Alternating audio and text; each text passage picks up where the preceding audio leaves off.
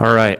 This is a new, fresh episode. It does not have a guest. I was waiting on my guest, but I don't believe they are showing up. So I feel like I still need to bring some value. I need to talk to you who listen to this, and I've had some uptick in subscribers and listeners, which if you're new, I appreciate you guys jumping on the podcast and listening to me have a conversation and also have conversations with other people that are in the industry of real estate and or business. I truly appreciate just um, any of you that tune in for 20 minutes, 30 minutes, or an hour, however long that I do these podcasts for. But let's get in the meat and potatoes of what this episode is. So I have just gotten back from a trip. I'm in a couple different networking groups. One is GoBundance. If no one's heard of it, Google GoBundance. It's about 1,000 members. There's some ways that it has provided me value over the past couple of years of being in it, and it does cost to be in it. And then also there are some particular uh, things that they need to check off. You need to check off the box to get into it. But GoBundance, and then also I'm in the boardroom with Keith Clothier, Kent Clothier, pardon me, and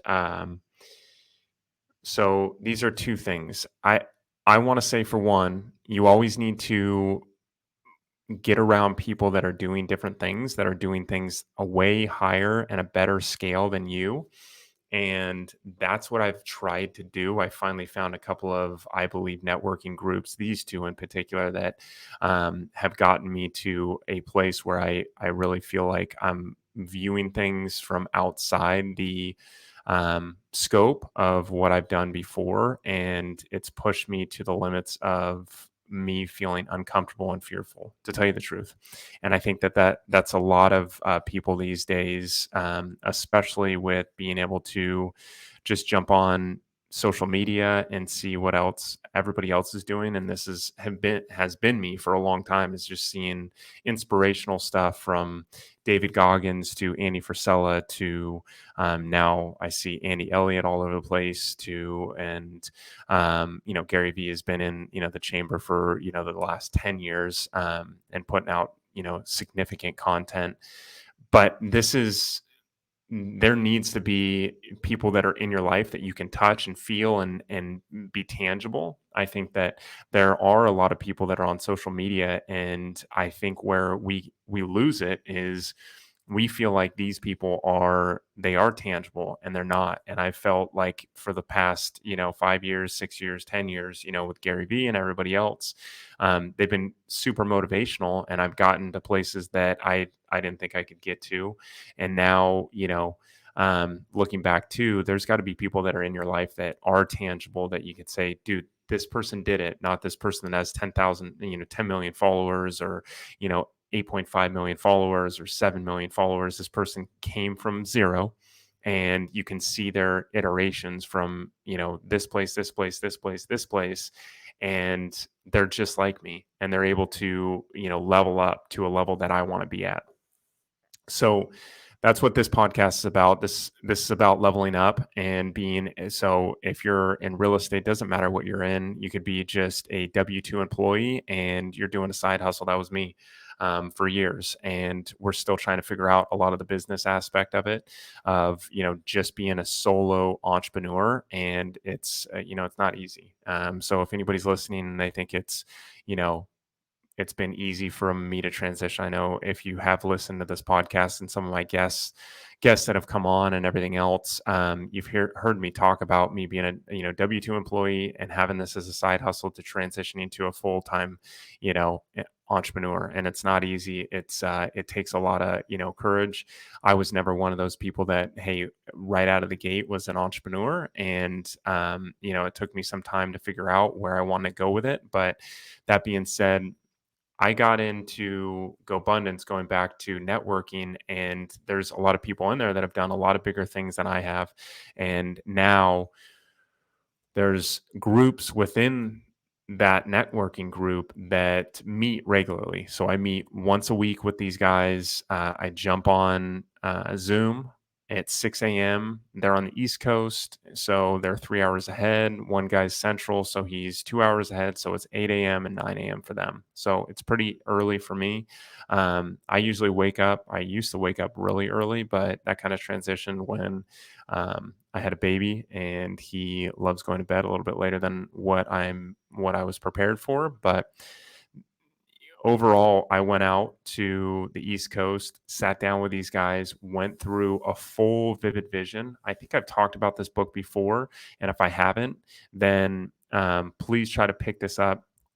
This was hugely monumental because I went through, this whole worksheet through 3 days of, okay, we did kind of like questions to poke and prod to get to where the end result was. The second day was do a full outline of it.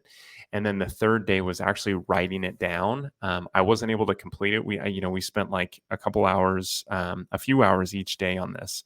Um, and really pulled out a lot of different tangible items from it. So I felt like it was very, very validating for where I've seen people at and where I'm lacking. And I'm lacking in a lot of different areas in my life. And I really need to let go of certain things and be vulnerable on the business aspect and make sure that people can, really take over and take charge of specific aspects of the business and not have me run every single piece of it.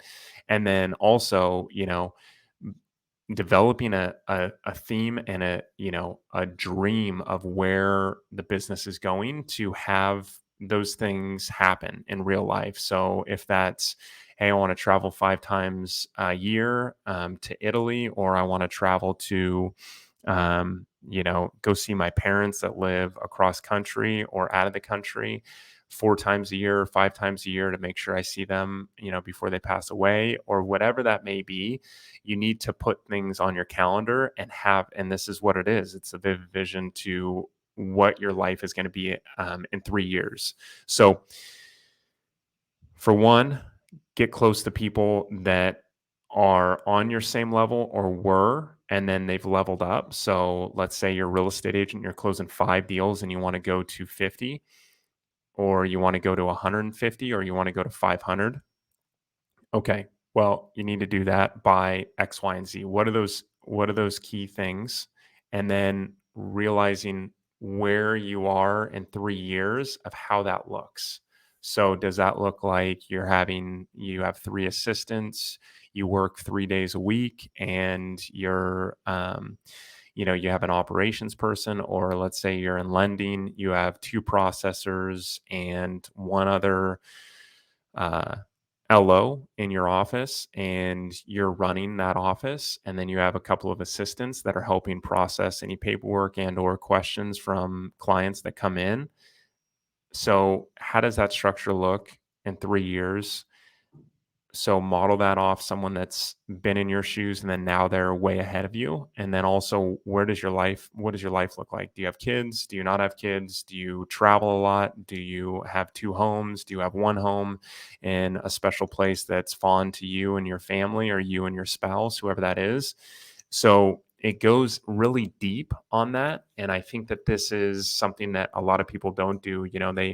They look and they fantasize about looking at other people's Instagrams and other people's, Facebooks, and, they fantasize about what those people are doing in the sense of going out to Italy, or going to, the Amalfi Coast, or going to, you name it, South America, Central America, Canada, to Banff or something like that, and say, that's great. That'd be great. What's true to you? That, yeah, those places are great, but if you never really desired to go to Canada, and then you see Canada and you're like, oh, that'd be cool, but you have always desired to go to Iceland, or put that on the vision of where you want to go, because it is very, very monumental to be able to see that and then go, okay, pivot and go, this is my next move. This is what I need to do to get there. And vivid vision tells you, okay, you're on track, and it's going to change. It's not going to be when I sat down the past couple of days and mid-September, did I think that it was going to be the same? And do I think it's going to be the same in, September 2026? No, there's going to be things that are different. Just kind of like that analogy, like once a plane takes off, it's not always on the same. It's always adjusting, always moving to get to, exactly where it needs to go. Same thing as your goals and your aspirations. Things need to change to get to a different place to ultimately be where you want to be in the future. And that's exactly what you need to do, is sit down and have a goal and write it out very, very descriptively. So, in 3 years, this is where you're going to be. And that made me ultimately the 3 days. So I had a 5-hour flight back to the West Coast, to California. And I sat there and I wrote out certain things for different employees in my business, different salespeople in my business, and everything else included. And that really helped justify, okay, this is what I need to do. This is where we're at. This is where we're going, and, really tweak certain things.